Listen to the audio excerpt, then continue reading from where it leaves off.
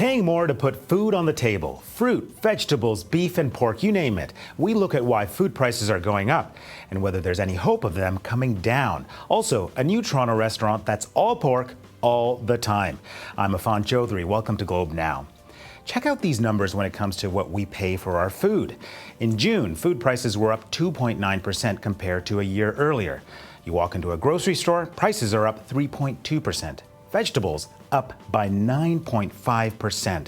Meat for the barbecue, it is summer after all, up 9.4%. Well, to make sense of what's going on, we're joined by Professor Sylvail Charlebois of the College of Business and Economics at the University of Guelph. Welcome, Professor. What's driving up meat prices? Stories vary from one commodity to another.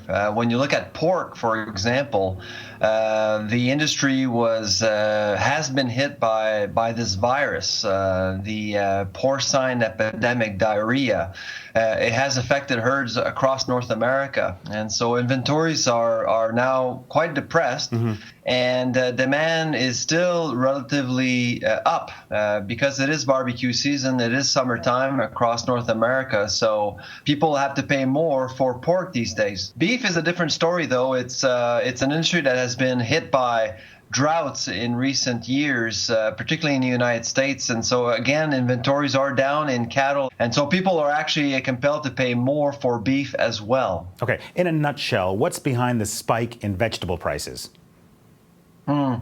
Essentially, we do import quite a bit of vegetables and fruits from abroad, and our buying power has been somewhat reduced by our weakening loonie, unfortunately. Given that the American economy is gaining steam, we're likely to see the loonie drop more as we move forward. So our buying power is being reduced and will be reduced over the next little while. So we're going to have to pay more to get the same kind of product inside our borders. Here's what I'm curious about. Summer is a time of plenty in Canada when it comes to fruit and vegetables. Shouldn't local produce bring those prices down? For some commodities, it does. For example, with peaches in Ontario, you do see peaches offered at a reasonable price to consumers.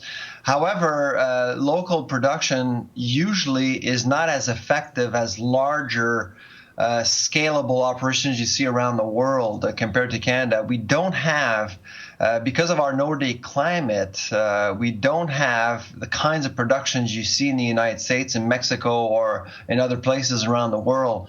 And so for a short period of time, you can actually see local produce offered at a reasonable price, but it doesn't last all that long, really. And I mean, what does that mean for any hope in terms of food prices coming down?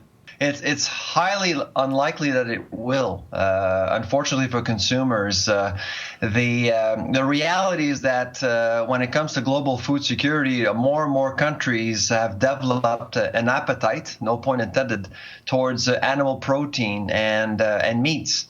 And therefore, there's more pressure on food systems these days, and Canadians are compelled to pay more for food to keep food on their shelves in grocery stores, and that's the reality.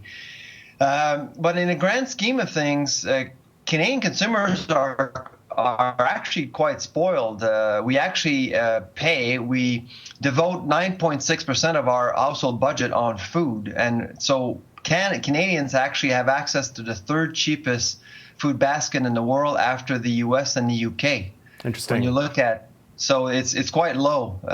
So it can only go up moving forward. Interesting. Well, thank you so much, Professor. No problem. Well, we want to hear from you. Have you noticed a spike in your grocery bill, and how are you coping? And has the influx of summer produce brought prices down where you are? Tweet us at Globe Now. Well, changing gears a bit, we're going to look at pork specifically. A virus that has affected pigs means there's less pork product, and that is driving prices up, as the professor was telling us. Now, try telling that to one restaurant in Toronto, which opened earlier this month. Its menu is a rich range of pork and bacon dishes, and they are super optimistic that the restaurant will take off. Take a look. Bacon Nation is Canada's first bacon-centric restaurant, where everything is themed with bacon. People are sometimes intimidated by the fact that it's Bacon Nation and they believe it's bacon on bacon on bacon. But the way we develop the menu, we have a little bit of it here for everybody. the most popular dishes would be first Canadian bacon tacos, which are awesome because the shell is actually made of pea bacon, then topped with chipotle pulled pork, onion straws, and a mango pico we make in-house. The next one would be our burgers. The patties are actually made of back bacon, and pea bacon, which makes for actually a really lean patty. And then we serve it on a bacon-studded bun, so the bun actually has bacon bits baked into it, which is so cool. Last one is probably the pork team. Obviously, a traditional poutine with real Montreal cheese curds, but we top it with pork gravy, and then pulled pork, bacon bits, and bacon strips. And that's just bacon on bacon on bacon is what we do here. How do you feel about vegetarians? Vegetarians, we've been working on something. Tempeh bacon. It's still in the pipeline and still getting refined because we do want to deliver a fairly good product when we do it. We just don't want to do it for the sake of doing it. We actually like every menu item here. We want it to be a wow factor. Well, that's all for today's show. If you've got a moment, hop onto Twitter. An all-pork restaurant. Good idea or just a fad? Tweet us at Globe Now. I'm Affan Chowdhry. Thanks for watching.